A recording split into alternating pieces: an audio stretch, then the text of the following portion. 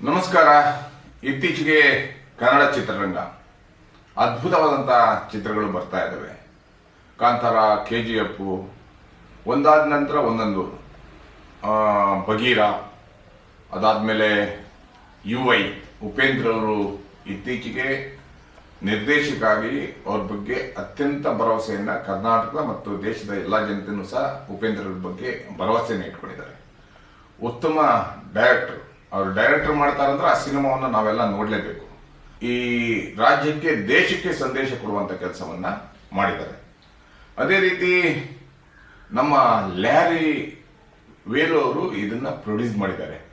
Larry ಎನ್ನುವಂತ ಸಂಸ್ಥೆ ಕನ್ನಡಕ್ಕಾಗಿ, ಕರ್ನಾಟಕಕ್ಕಾಗಿ ಅನೇಕ ಕೊಡುಗೆಗಳನ್ನ ಕೊಟ್ಟಂತ ಸಂಸ್ಥೆ ಲ್ಯಾರಿ ಸಂಸ್ಥೆ.